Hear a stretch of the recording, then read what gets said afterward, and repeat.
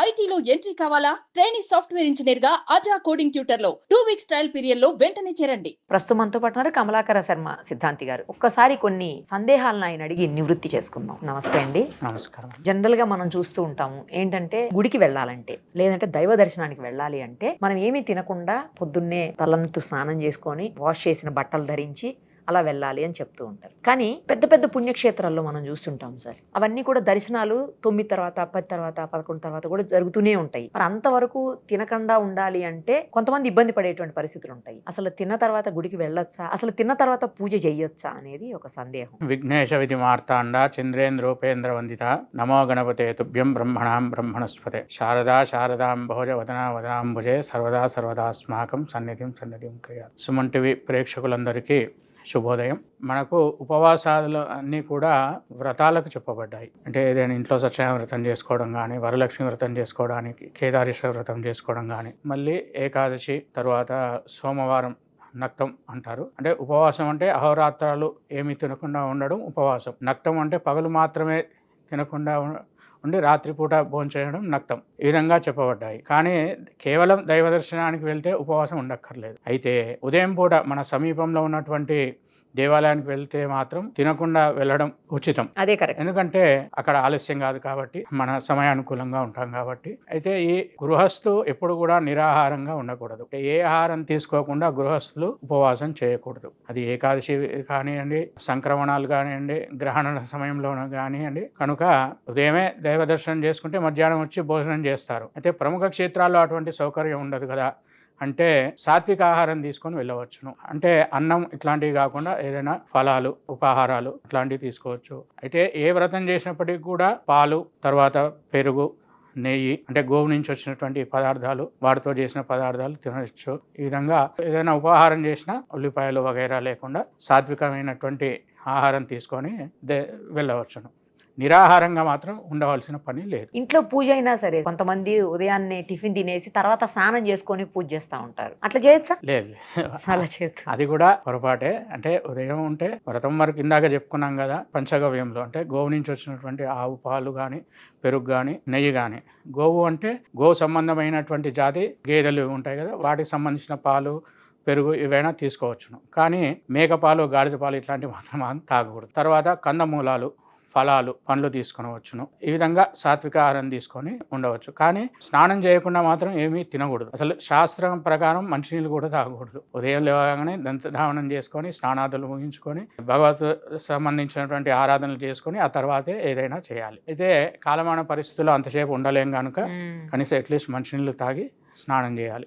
కానీ ఏదైనా తిని పూజలు చేయడం మాత్రం స్వగృహే పూర్ణమాచారం పరగృహే తదర్థకం అని, మన ఇంట్లో ఉన్నప్పుడు సంపూర్ణమైనటువంటి ఆచారాన్ని పాటించాలి. అందులో ఎటువంటి ఎగ్జంప్షన్ లేదు. పూజ అయ్యే వరకు ఎటువంటి అంటే ఈ పండ్లు కూడా తినకుండా కేవలం ఈరోజు రేపు షుగర్ పేషెంట్స్ అట్లా ఉంటున్నారు కాబట్టి వాళ్ళకి మాత్రం టాబ్లెట్స్ వేసుకోవడానికి ఏదైనా పండు తిని టాబ్లెట్ వేసుకొని తర్వాత పూజ చేసుకోవచ్చు. కానీ ఏమీ తినకుండా పూజ చేయడం అనేది ఉత్తమమైనటువంటి ఇది. అంటే శక్తి లోపమైన భక్తి లోపం కారాదు. నిర్లక్ష్య ధోరణితో చేయడం కంటే ఆ విధంగా చేసే శక్తి నాకు లేదు భగవంతుడా కనుక క్షమించు అని ఆ పండు ఏదైనా తీసుకొని ఆ తర్వాత పూజ చేసుకోవడం ఉత్తమం. ఎందుకంటే ఉపవాసంతో పూజ చేసి భోజనం మీద ధ్యాస పెట్టే కంటే ఆ పండవ ఫలమవుతుంది భగవంతుని మీద ధ్యాస పెట్టుకోవడం ఉత్తమమైనటువంటి పద్ధతి. ఇప్పుడు మామూలు వాళ్ళ విషయం అయితే అలాగా, చిన్న పిల్లలు ఇంకా బాగా పెద్దవాళ్ళు లేకపోతే ఆరోగ్యం బాగలేని వాళ్ళకైతే మాత్రం పర్వాలేదు, అంతే కదా సార్? అంటే 8 సంవత్సరాల కంటే తక్కువ వయసు ఉన్నవారు, 80 సంవత్సరాల కంటే ఎక్కువ ఉన్నవారు వీరు ఉపవాసము చేయకపోయినా ఇబ్బంది ఏం లేదు. ఆ మధ్యలో ఉన్న వాళ్ళే ఉపవాసాదులు చేయాలి అని చెప్పేసి కూడా మనకు ఒక ధర్మశాస్త్రం ప్రకారం చెప్పబడింది. ఉపవాసం చేసేటప్పుడు చాలా మంది ఏంటంటే, మీరు ఇందాకే చెప్పారు డే అంతా చేస్తారు, కొంతమంది ఏమో పగలు మాత్రం ఉపవాసం చేసి సాయంత్రం తింటారు అని. మరి అలా తినచ్చా? ఉపవాసం చేసేటప్పుడు నిరాహారంగా ఉండకూడదని కూడా మీరే చెప్పారు. ఇప్పుడు నిరాహారంగా ఉండకూడదు అంటే పళ్ళు, టిఫిన్స్ అట్లాంటివి తినచ్చా, లేకపోతే కేవలం పాలు లేకపోతే మజ్జిగ ఇలాంటివి తీసుకొని ఏదన్నా జ్యూస్ లాంటివి తీసుకొని అలా ఉండిపోవాలా, లేకపోతే ఇట్లా నేను చెప్పినట్టు కూడా ఏదైనా తినచ్చునా? అంటే మనకు దేవకర్మలు, పితృకర్మలు అని 2 రకాలుగా ఉంటాయి. పితృకర్మలకేమో పితృకార్యం అయ్యే వరకు ఉపవాసం ఉండవలసిందే. ఆ టైంలో పండ్లు ఇట్లాంటివి కూడా తీసుకోకూడదు. కేవలం పాలు మాత్రమే తీసుకొని ఉపవాసం ఉండాలి. పితృకార్యం అయిన తర్వాత భుజించాలి పితృప్రసాదం. ఇక దైవ కర్మలు వచ్చేసి 6 రకాలుగా ఉంటాయి. ఏకభక్తము, నక్తము, ఆయాచితము, ఉపవాసము, వ్రతము, దానము, ఇవి 6 రకాలు. ఏకభుక్తము అంటే పగలు మాత్రమే ఆ ఒక్కసారే భుజించడం, ఇక మళ్ళీ రాత్రిపూట ఏం తినకపోవడం, కేవలం పాలు మాత్రం తాగి పడుకోవచ్చు, ఇది ఏకభుక్తం. రెండవది నక్తం, అంటే పగలంతా ఉపవాసం ఉండి రాత్రి ఒక పూట మాత్రమే తినడం నక్తం. జనరల్గా మనకు శివ సంబంధమైనటువంటి ఉపవాసాలన్నీ కూడా నక్త వ్రతాలు ఉంటాయి. మాస శివరాత్రి కానివ్వండి, సోమవార ఉపవాసాలు కానీ. ఏకభుక్తము అంటే ఒకే పూట అనేది వ్రతాదులందు ఉంటాయి. ఇక పితృకార్యంలో కూడా ఒకటే పూట భోజనం చేస్తారు. తర్వాత ఆయాచితం అంటే ఎవరు పెడతారని ఎదురు చూడకుండా, అంటే ఇంట్లో వాళ్ళ చేత కూడా కాకుండా వాళ్ళు స్వయంగా తీసుకొని తినేస్తారు, అది కూడా ఒక పూట, అది ఆయాచితం. తర్వాత ఉపవాసం. ఉపవాసం అంటే పగలు రాత్రి 2 పూటలు కూడా ఏం తినకుండా ఉండడం, కేవలం ఇందాక చెప్పాం కదా పాలు, పండ్లు, మంచినీళ్ళు ఇట్లాంటివి అన్నీ తాగుతూ ఉపవాసం చేయడం. ఇందులో అంటే ఇవి కూడా పదే తాగడం కూడా అది ఉపవాస భంగమే. అంటే నీళ్ళు తాగొచ్చు కదా అని ప్రతి అరగంటకోసారి నీళ్ళు తాగుతూ ఉంటే అది కూడా ఉపవాస భంగం కిందకే వస్తుంది. అంటే రోజుకు 15 సార్లు పాలు తాగడం, 15 సార్లు పళ్ళు తినడం, ఇదంతా కూడా ఉపవాస భంగమే. అంటే మనము శక్తి సంపాదించుకోవడానికి మాత్రం మితంగానే తినాలి. మితంగా సాత్వికమైనటువంటి పండ్లు మాత్రమే తినాలి, అన్ని పండ్లు కూడా తినకూడదు. అంటే బొప్పాయి పండ్లు ఇట్లాంటి వేడి చేస్తే, ఆల్రెడీ ఉపవాసం ఉంటే వేడి ఉంటుంది, మళ్ళీ బొప్పాయి పండు తినేస్తే ఇంకా వేడి చేస్తుంది. అందుకని ఏది ఉచితమో అటువంటి పండ్లే తినాలి, ఇదంతా ఉపవాసం. తర్వాత వ్రతం. ఏదైనా వ్రతం చేస్తే వ్రతం వరకు ఉపవాసం ఉండి వ్రతాంతమందు ఆ ప్రసాదాన్ని తీసుకోవడం, ఇది వ్రతం. దానం అంటే ఎవరికైనా దానం ద్వారా ఇచ్చింది అవి చేయడం. ఇవి 6 రకాలైనటువంటి భోజన నియమాలు, ఈ విధంగా చేయాలి. అయితే గృహస్థు తినకుండా ఉండకూడదు అంటే ముఖ్యంగా సంక్రమణ కాలాలు ఉంటాయి, గ్రహణాలు ఉంటాయి. అప్పుడు ఉదయం నుంచి మరుసటి రోజు వరకు, అంటే స్వామీజీలు ఇట్లాంటి వాళ్ళు మాత్రం ఆ గ్రహణం పూర్తయ్యేంత వరకు, ఆ గ్రహణ బింబం మరుసటి రోజు కనిపించే వరకు కూడా ఏమీ తినకూడదు. వాళ్ళకి ఆ నియమం. గృహస్థులకు ఆ నియమం లేదు. ఇప్పుడు ఒక చంద్రగ్రహణం వచ్చింది అనుకోండి, ఎర్లీ మార్నింగ్ 4 గంటలకు స్టార్ట్ అయింది, ఉదయం 7 గంటలకు గ్రహణం ఎండ్ అయిపోయింది. మనకు ఉదయం 7 గంటలకు చంద్రుడు కనబడ్డాడు కదా. అవును. అంటే సాయంత్రం చంద్రుడు వచ్చే వరకు కూడా ఎతులు కానీ విధవలు కానీ వీళ్ళందరూ ఉపవాసం ఉండాలి. గృహస్థుకు ఆ నియమం లేదు. పండ్లు కానీ పాలు కానీ ఏదైనా ఉపహారం కానీ చేసి ఉండి ఆ రాత్రికి శుద్ధబింబం దర్శనం తర్వాత ఆహారాన్ని స్వీకరించాలి. అంటే గృహస్థులకు కఠినమైనటువంటి ఉపవాసం లేదు. కేవలం ఈ సన్యాసాశ్రమాన్ని స్వీకరించినటువంటి వాళ్ళకు, వీళ్ళందరూ మాత్రం అంటే ఎన్ని రోజులైనా వాళ్ళు ఉపవాసం, అంటే ఒక్కోసారి ఈరోజు శ్రీరామనవమి వస్తుంది, తెల్లారి ఏకాదశి వస్తుంది, వాళ్ళు అట్లా వరుస ఉపవాసం ఉండవచ్చు. కానీ గృహస్థులకు ఆ నియమం లేదు, ఏదన్నా ఒకటి కంపల్సరీ తినాలి. ఇంకా స్త్రీల విషయానికి వస్తే వాళ్ళు 2 రోజుల కంటే ఎక్కువ ఉపవాసం ఉండకూడదు. ఇట్లా కొన్ని నియమాలు ఉన్నాయి మనకు ధర్మశాస్త్రంలో, వీటి గురించి అనేక విషయాలు చెప్పబడ్డాయి. ఇప్పుడు ఈ ఉపవాసం ఉన్నప్పుడు కూడా కొంతమంది పగలంతా ఏం తినకుండా నైట్లో ఫ్రూట్స్ మాత్రం తింటారు. కొంతమంది ఏంటంటే టిఫిన్స్ తింటారు, దోశలు, ఇడ్లీ అట్లాంటివి కూడా తింటారు. ఆ దోశ అయి తిన్నప్పుడు మళ్ళీ అందులో కూడా రైస్ ఉంటుంది కదా అని చెప్పి కొంతమంది అంటుంటారు. మీరు చెప్పింది ఎక్కువ శివరాత్రి అప్పుడు జరుగుతుంది. అయితే పక్వం అంటే వండిన పదార్థాలు ఏవి తినకూడదు అనేది నియమం. అపక్వం ఏమైనా మరి దోశ వండిందే కదా తినకూడదు. అందుకని అదే ఓకే. అయితే అటుకులు ఉంటాయి, వాటిని మధ్యలో నానబెట్టుకొని తినడం, పాలు, నీళ్లు, పండ్లు, వీటికి దోషం లేదు. మితంగా తీసుకోవాలి. ఇవి కూడా అంటే పదే తీసుకోవడం కూడా ఉపవాస భంగం కిందకే వస్తుంది. ముఖ్యంగా ఇది ఏకాదశి ఉపవాసాలకు, తర్వాత మహాశివరాత్రి ఉపవాసానికి ఈ విధంగా కఠినమైన నియమాలు ఉంటాయి. ఆ సమయంలో శక్తి లేని వాళ్ళు ఈ విధంగా చేయొచ్చు. ముఖ్యంగా ఇంకేంటంటే అనారోగ్యం ఉన్న వాళ్ళకు ఈ అటుకులు పాలలో నానబెట్టుకొని తినడం, లేదా మజ్జిగలో నానబెట్టుకొని తినడం, ఇవన్నీ వాళ్ళు చేయవచ్చు. ఎందుకంటే వాళ్ళు టాబ్లెట్స్ వేసుకోవాలి, దాని గురించి అని వాళ్ళకి చెప్పబడింది.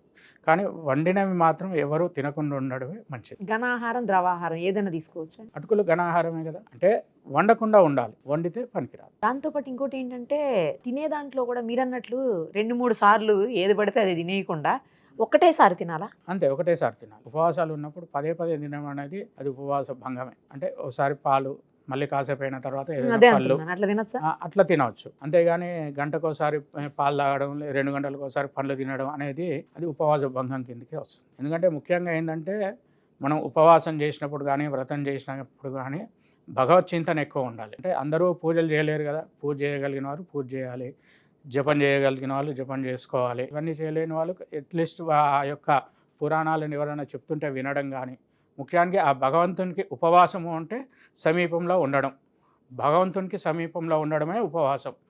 అందుకని ఎప్పుడైతే మనం భగవంతుని సమీపంలో ఉన్నామో వీటన్నిటిని మనం అత్యవసరం మేరకే తీసుకోవాలి, అవసరం మేరకు కూడా కాదు, అత్యవసరం మేరకే ఇవి తీసుకోవాలి. ఇప్పుడు కార్తీక మాసం నడుస్తుంది, ఎక్కువగా సోమవారాలు, కార్తీక పౌర్ణమిలు, ఇలాంటి వాటన్నిటికీ కూడా లేడీస్ చాలా మంది ఉపవాసం చేస్తూ ఉంటారు. అయితే పీరియడ్స్ టైంలో అట్లా నేను విన్నది ఏంటంటే పూజ చేయకూడదు కానీ ఉపవాసం అయితే చెయ్యొచ్చు అని విన్నాను. అలా చెయ్యొచ్చా, లేకపోతే ఆ ఉపవాసం చేయటం వల్ల ఏమి ఉపయోగం లేదా ఆ టైంలో? ఉపవాసానికి నియమం లేదు. ఆడవాళ్ళకు రజోదర్శనమైన లేదా సూతకే మృతకే వాపి అంటే పురుడు అట్లాంటివి వచ్చినా, ఓకే, మైల వచ్చినా, ఇవన్నీ వచ్చినా వ్రతం పూజ చేయకుండా ఉపవాసం మట్టుకు ఉండవచ్చు. ఇప్పుడు దేవి నవరాత్రులు ఉంటాయి, సగంలో వస్తుంది సూతకం కానీ పురుడు కానీ. అప్పుడు ఏం చేయాలి అంటే అప్పటి వరకు చేసినటువంటి పూజలు తను చేస్తాడు కాబట్టి మిగిలిన పూజలు తన ప్రతినిధిగా ఎవరినైనా పెట్టి, అంటే అలా చేయొచ్చు. ఇప్పుడు తన తండ్రి కానీ, తన కొడుకు కానీ, అన్న కానీ, తమ్ముడు కానీ, అంటే మళ్ళీ వాళ్ళల్లో ఎవరికి పనికి వస్తుందో వాళ్ళకు చేయించి, లేదా తన సమీప బంధువు కానీ, లేదంటే బ్రాహ్మణుడు కానీ, వీళ్ళను తన ప్రతినిధిగా పెట్టి ఆ పూజ అంతా పూర్తి చేయించి, వీళ్ళకి శుద్ధి స్నానం అవుతుంది కదా, అంటే మైల స్నానం పోవడం కానీ, పురుటి స్నానం అయిపోయిన తర్వాత తత్సంబంధమైన దానాలు ఏమైనా ఉంటే అప్పుడు చేసి ఆ వ్రతాన్ని పూర్తి చేసుకోవాలి. అంతేగాని అశౌచం మధ్యలో మాత్రం పూజలు పనికిరావు, ఉపవాసాన్ని మాత్రం కంటిన్యూ చేయాలి. లేడీస్ అలా ఉన్నప్పుడు ఇంట్లో వేరే వాళ్ళు పూజ చేయొచ్చా? చేయొచ్చండి. అందులో అంటే నైమిత్తిక వ్రతాలకు తప్పు లేదు. అంటే ప్రతి సంవత్సరం చేసేటువంటి, ఇప్పుడు కార్తీక పౌర్ణమి వచ్చింది, ఆ రోజు దీపాలు వెలిగించాలి, వాటికి తప్పు లేదు. సోమవారం ఉపవాసాలు ఉన్నాయి, వాటికి తప్పు లేదు. కానీ ఒక సత్యనారాయణ వ్రతం ఉందనుకోండి, అది కామ్య వ్రతం, అట్లాంటివి మాత్రం చేయకూడదు. సత్యనారాయణ వ్రతం ఉన్నప్పుడు ఇంట్లో అంటే ఎవ్వరు మనము అట్లా ఉండొద్దు. కామ్య వ్రతము అంటే మనం కోరుకొని పెట్టుకున్నటువంటి వ్రతాలు ఏవి కూడా మనను బాధించకుండా ఉండాలి. ఆ స్త్రీలకు పనికిరానప్పుడు అవి మాత్రం చేయకూడదు. అవి వాళ్ళకి శుద్ధి ఉన్నప్పుడు వాళ్ళతో పాటు కలిసి చేయాలి. మీరు చెప్పినట్లు ఏదైనా ఇంట్లో మరణాలు జరిగినప్పుడు ఏమీ చేయకూడదు, అంతా ఓకే. కానీ పుట్టుక జరిగినప్పుడు కూడా, అంటే చావు పుట్టుక రెండింటిని ఒకటే రకంగా తీసుకోవాలా?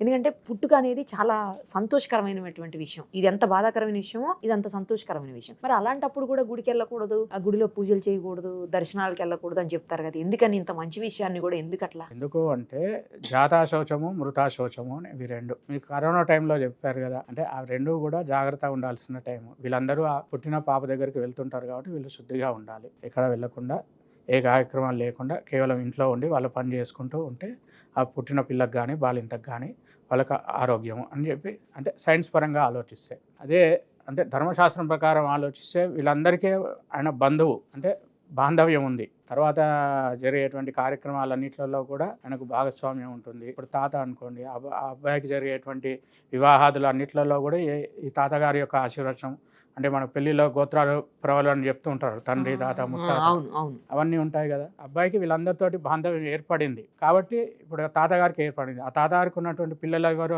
ఉన్నారో వాళ్ళందరూ కూడా అది పాటించాలి. అట్లా ముత్తాత గారు ఉంటారు, వాళ్ళ పిల్లలందరూ కూడా అది పాటించాలి. అందుకే గుడికి వెళ్ళొద్దు. అంటే దైవ కార్యాలు చేయకూడదు, పితృకార్యాలు చేయకూడదు, ఏమీ చేయకూడదు. కానీ మంచి విషయం అయినా కూడా చేయకూడదు. మంచి విషయమైనా చేయకూడదు. అంటే పుట్టుక అనేది మంచి విషయమే కదా, అయినా కూడా వెళ్ళకూడదు. అంతే. జాతాశౌచం అనేది మృతాశౌచం రెండు సమానమే. ఇంకా మృతాశౌచంలో అస్థికలు కలుపుకోవడానికి నదికి వెళ్తే కనీసం శిఖరాన్ని చూసి నమస్కారం చేయొచ్చు. జాతాశౌచం అయితే అటువైపే వెళ్ళకూడదు అని చెప్పేసి శాస్త్రం చెప్పింది. ఇప్పుడు 11 రోజులు స్నానం అయిపోయేంత వరకు ఉంటుందా అలాంటిది సార్ మైల అనేది, లేకపోతే 21వ రోజు ఉయ్యాల మంచం వేస్తారు కదా పిల్లలకి, అప్పుడు దాకా ఉంటుందా? 10 రాత్రులు 10 రాత్రులు అయిపోయినాక 11వ రోజు శుద్ధి. ఇంకేం కాదు 11 నుంచి. గుడికి వెళ్ళేటప్పుడు ఖచ్చితంగా తలస్నానం చేసే వెళ్ళాలా, లేకపోతే మామూలుగా స్నానం చేసుకొని కూడా వెళ్ళొచ్చు? అంటే మనకు శిరోభ్యంగము, గాత్రాభ్యంగము అని చెప్పేసి పలు విధాలైనటువంటి స్నానాలు చెప్పబడ్డాయి. తల వరకు తడిచేటట్టుగా, వెంట్రుకలు కూడా తడిచేటట్టుగా చేసేటువంటిది శిరోభ్యంగము.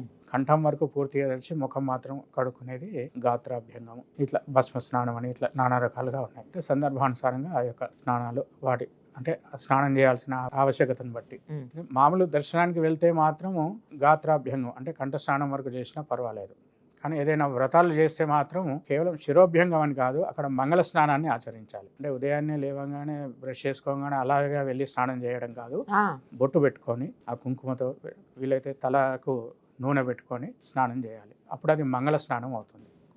ఆ విధంగా మనం పెళ్లిళ్ళలో చేస్తూ ఉంటారు కదా, అట్లాగే మంగళ స్నానం చేయాలి. అట్లీస్ట్ కనీసం బొట్టు లేకుండా మాత్రం ఈ వ్రతాలు చేసేటప్పుడు స్నానం చేయకూడదు. ఖచ్చితంగా బొట్టు పెట్టుకొని స్నానం చేయాలి, మగవాళ్ళైనా ఆడవాళ్ళైనా.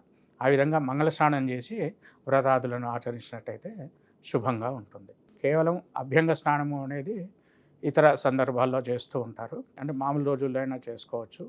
పుట్టినరోజులు జరుగుతూ ఉంటాయి, పుట్టినరోజు చేసినప్పుడు కూడా ఆ పిల్లలకు బొట్టు పెట్టి తలకు నూనె అంటి తల స్నానం చేయించాలి. కేవలం డైరెక్ట్గా తల స్నానం చేయడం అనేది శుభసూచకం కాదు. కానీ స్వామి ఇప్పుడు మీరు చెప్తున్నారు ప్రత్యేక పూజలప్పుడు, వ్రతాలప్పుడు, శుభకార్యాలప్పుడు ఖచ్చితంగా బొట్టు పెట్టుకునే తలస్నానం చెయ్యాలి అని చెప్పేసి.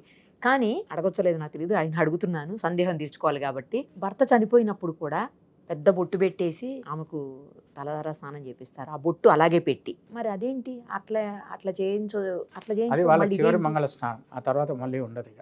అంటే కొన్ని ప్రాంతాల్లో వాళ్ళకి ఓడి బియ్యం పోవడం కూడా ఆచారం ఉంది ఆ సందర్భంలో. అంటే వాళ్ళకి జరిగేటువంటి ఈ శుభ సంబంధమైన ఏవైనా అదే లాస్ట్, ఆ తర్వాత మళ్ళీ ఉండదు అని. అంటే మీకు రామాయణం కథ, అంటే రావణుడు చనిపోయినప్పుడు మండోదరి వచ్చి రాముల వారిని అడుగుతుంది, నేను ఇంత పతివ్రతని కదా, మరి నాకు ఈ వైధవ్యం నేను ఎట్లా భరించాలి అంటే, అప్పుడు స్వామివారు చెప్తాడు, ప్రతి 60 సంవత్సరాలకు ఒక పర్వతాన్ని తీసుకొచ్చి రావణి యొక్క చితిలో వేయండి. ఎప్పటి వరకు? మండోదరి చనిపోయే వరకు. అంటే రావణి యొక్క చితి అలాగే కాలుతూ ఉంటుంది. అంటే ఆ దేహం ఉన్నంత వరకు ఆమెకు వైధవ్యం రాదు. కాబట్టి ఆ చితి అట్లే, అందుకే రావణ కాష్టం రాగా రగులుతుంది అనే నానుడి దానికి అందువల్లే వచ్చింది. ఏదైనా గొడవలు సద్దుమణకుండా కడుగుతూ ఉంటే అలాగే కంటిన్యూ అవుతుంది అనుకుంటే రావణ కాష్టం రగులుతూ ఉంది ఆ గొడవ అంటాం. రావణ కాష్టం అనే అర్థం అది అనమాట.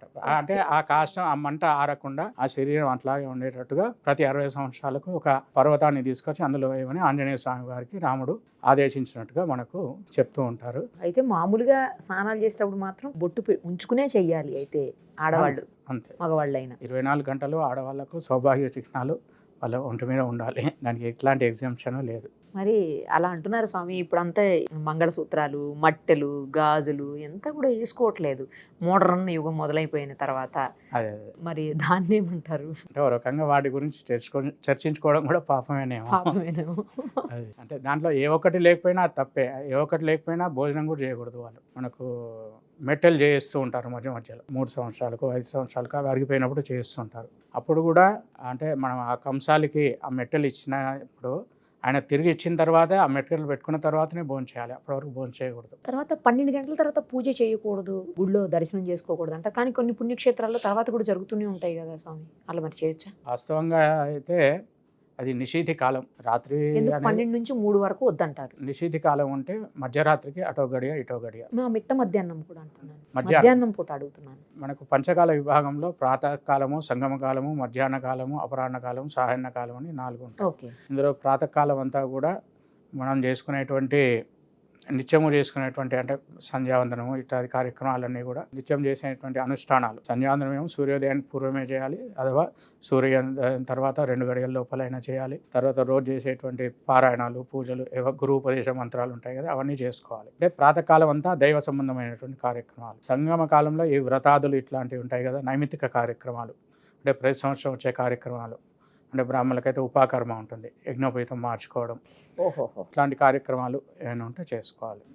మధ్యాహ్న కాలంలో మనుష్య సంబంధమైనటువంటి కార్యక్రమాలు అంటే క్షౌరమే అనుకోండి, ఇట్లాంటి. తర్వాత అపరాహ్న కాలంలో వచ్చేసి పితృ సంబంధమైనటువంటి కార్యక్రమాలు చేయాలి అని మనకు ఈ విధంగా శాస్త్రం చెప్తుంది. ఇది మరి ఎంత దోషమేం కాదు, 12 తర్వాత దర్శనం చేసుకోకూడదు అనేటువంటిది భయంకరమైన దోషం అయితే ఏం కాదు, చేసుకోవచ్చు.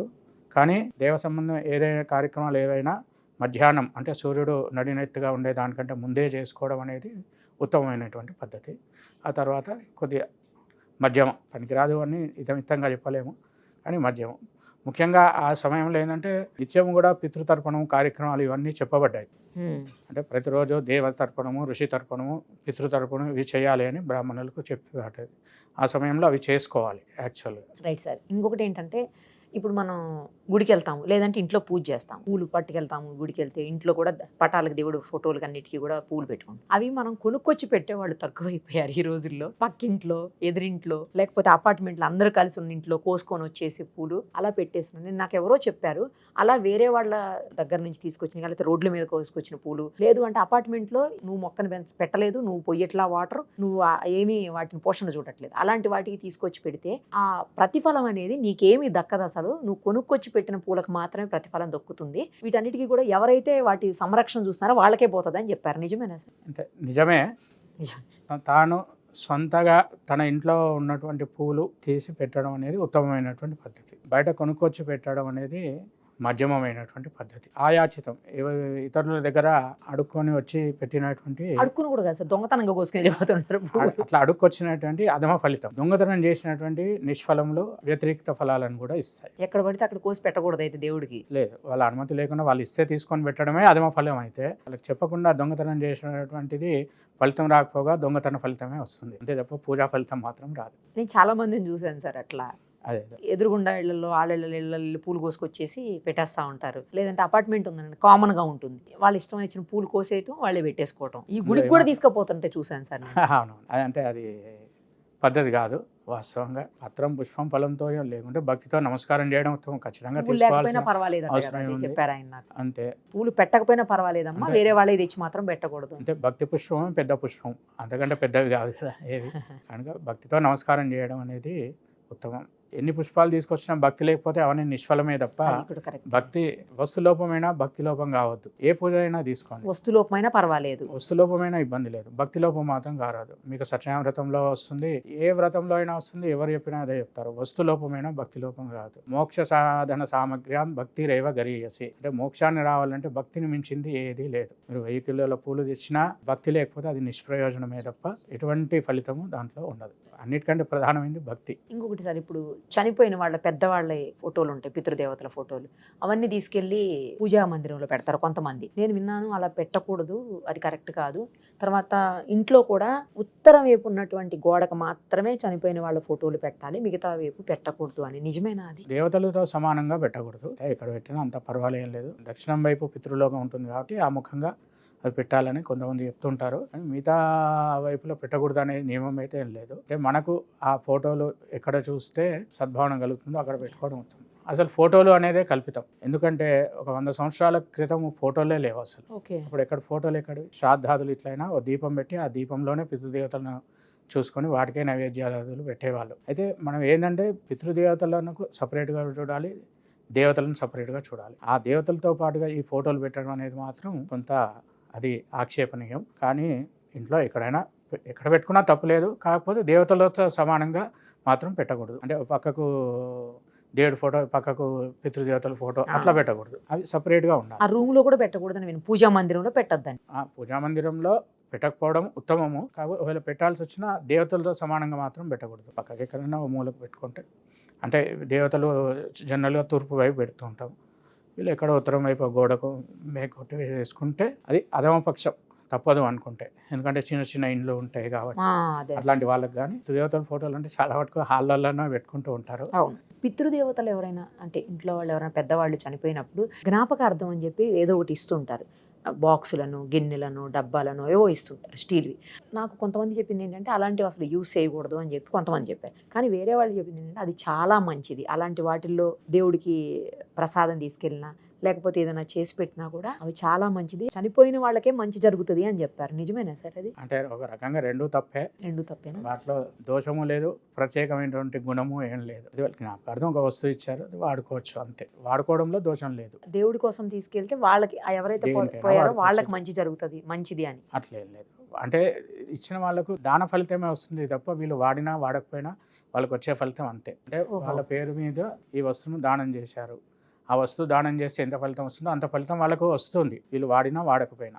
వాడడం వాడకపోవడం అనేది వీళ్ళు ఇష్టం. Right sir. ఇంకొకటి, ఇప్పుడు ఎయిర్ కటింగ్ చేయించుకుంటారు కదా పిల్లలకైనా పెద్దవాళ్ళకైనా ఎవరో ఒకళ్ళు. ఆ చేయించుకునేటప్పుడు మంగళవారం మామూలుగానే ఇక్కడ మనకి బార్బర్ షాప్స్ ఉండవు, క్లోజ్ ఉంటాయి.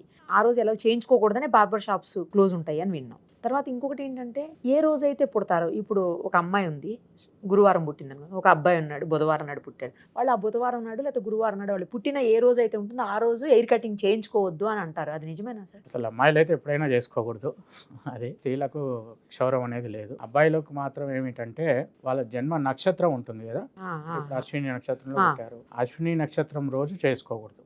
వారంతో సంబంధం లేదు, పుట్టిన నక్షత్రం లేదు, వారము సంబంధం లేదు, తిథి సంబంధం లేదు, నక్షత్రం, ఆ నక్షత్రంలో మాత్రం చేసుకోకూడదు. ఇంకోటి ఆ పుట్టిన రోజు చేసుకోకూడదు, బర్త్డే రోజు అంటే ఇంగ్లీష్ బర్త్డే కాదు, తెలుగు క్యాలెండర్ బర్త్డే, అర్థమైంది. ఆ రోజు చేసుకోకూడదు, ఆ పుట్టిన నక్షత్రంలో చేసుకోకూడదు. మామూలుగా సహజంగా క్షౌరము అంటే పండుగ రోజుల్లో కూడా చేసుకోకూడదు, ఏకాదశి తిథులు ఇట్లాంటి వాటిల్లో చేసుకోకూడదు, శనివారం చేసుకోకూడదు, ఇట్లా చాలా ఉన్నాయి. శనివారం కూడా చేసుకోవద్దా? దోషం అనే చెప్పబడింది. ఈ ఏ విధంగా రోజు చాలా మంచిది ఉన్నాయి. గురువు గారు మరి? బుధ, గురు, శుక్రవారాలు, సోమవారం ఉత్తమం. అయితే వాటిలో కూడా మళ్ళీ పండుగలు రాకూడదు, ఓ. పౌర్ణిమలు రాకూడదు. పౌర్ణిమ రోజు కేవలం స్వామివార్లు మాత్రమే చేసుకోవాలి. ఏకాదశి తిథులు అంటే వ్రతం చేసిన రోజు, ఇంట్లో ఏదైనా వ్రతం ఉంటుంది అనుకోండి, ఆ రోజు కూడా క్షౌరం చేసుకోకూడదు. ఓకే. పితృకార్యం ఉన్నా వ్రతం చేసుకోకూడదు. ఇంకా అవన్నీ చూసుకోవాలి అయితే అప్పుడు చూసుకోవాలి చేసుకోవాలి కదా, అది మామూలుగా తెలియదు కదా సార్. క్షౌరం కూడా ముఖ్యమైనది. అంటే చాలా మంది చూడట్లేదు కానీ అవును. అంటే కొన్ని నక్షత్రాలు ఉన్నాయి, అనురాధ, మఖ, భరణి అని. ఈ నక్షత్రాలలో వరుసగా 3 సార్లు చేసుకుంటే వాళ్ళకు మిక్కిలి దోషమైనటువంటి ఫలితాలు వస్తాయని చెప్పబడింది. టైమింగ్స్ కూడా ఉంటాయి, ఈ టైంలో చేసుకోవచ్చు, ఆ టైంలో ఉదయమే భోజనం కాకముందే మధ్యాహ్నం చేయొద్దు, చేయకూడదు. మనుష్య సంబంధమైనటువంటి కార్యక్రమాలన్నీ కూడా మధ్యాహ్నం వరకే చేసుకోవాలి. సాయంత్రం. సాయంత్రం అస్సలు చేసుకోకూడదు. కానీ అంతా హాలిడేస్ ఉంటాయని శనివారం ఆదివారం ఎక్కువ చేయించుకుంటారు కటింగ్స్. కానీ వాస్తవానికి ఏంటంటే ఇవన్నీ చూసుకోవాలి. నక్షత్రాలు అంటే జన్మ నక్షత్రం కాకపోయినా ఇందాక చెప్పానుగా భరణి, అనురాధ, మఖ, ఈ నక్షత్రాలలో వరుసగా 3 సార్లు చేసుకుంటే మనకు చాలా దోషకరమైనటువంటి ఫలితాలు చెప్పబడ్డాయి. అది ఒక ముఖ్యమైన విషయమే, చాలా మంది పట్టించుకోవట్లేదు కానీ చూసుకోవచ్చు. తర్వాత ఇంట్లో ఎవరైనా పెద్దవాళ్ళు చనిపోయినప్పుడు ఆ 10-15 రోజులు ఎప్పటి వరకు అయితే కార్యక్రమం చేస్తారో, పెదకర్మ కార్యక్రమం చేస్తారో అంతవరకు కూడా వాళ్ళు అక్కడే ఉంటారు, అక్కడనే తిరుగుతూనే ఉంటుంది వాళ్ళ ఆత్మ అని చెప్తుంటారు. నిజమేనా సార్? అవును. కొంతమందికి అయితే అసలు ఎప్పటికీ పోదు, అక్కడే ఉంటారు, అక్కడే చూస్తూ ఉంటారు, చేస్తూ ఉంటారు అన్ని అని చెప్తా ఉంటారు. నిజమా? నిజమే అండి. అది అంటే ఎక్కడైతే చనిపోయారో, చనిపోయిన తర్వాత ఎక్కడైతే పడుకోబెట్టారో ఆ స్థలంలో ఉంటుంది. తర్వాత కాకిలో ఉంటుంది, కొడుకు కర్తయ్య పెట్టే పిండంలో ఉంటుంది. ఈ విధంగా మనకు 5 స్థానాలు చెప్పారు. అయితే ఇదంతా ఎప్పుడు పోతుంది అంటే మనకు సపిండీకరణం అనే ఒక కార్యక్రమం ఉంటుంది. అంటే శ్మశానంలో ఉండేటువంటి ప్రేతాత్మ అంతా కూడా 10వ రోజు చేసేటువంటి కర్మ దాంతో పోతుంది. ఈ చనిపోయిన స్థలంలో ఉండేదంతా కూడా 12వ రోజున సపిండీకరణం అని ఒక కార్యక్రమం చేస్తారు.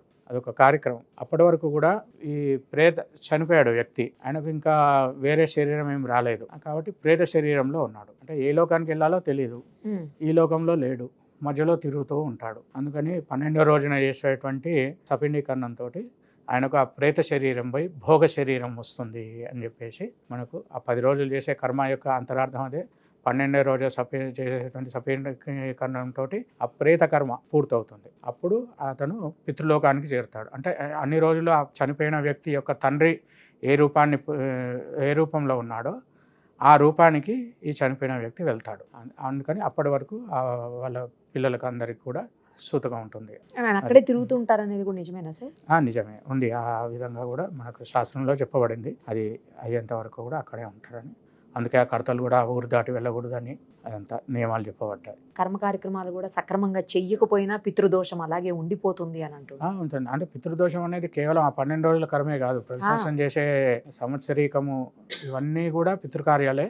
వాటిల్లో లోపమైన మళ్ళీ పితృదోషమే కలుగుతుంది. ఇప్పుడు ప్రతి సంవత్సరం చేయాలంటే ఒకసారి సంవత్సరీకం తర్వాత కూడా ప్రతి సంవత్సరం చేయాలా సార్? చేయాలి కదా. ఆ చనిపోయిన తిథి రోజు సంవత్సరీకం చేయాలి. తిథి రోజు చేయాలి, డేట్ రోజు కాదు. తిథి రోజే.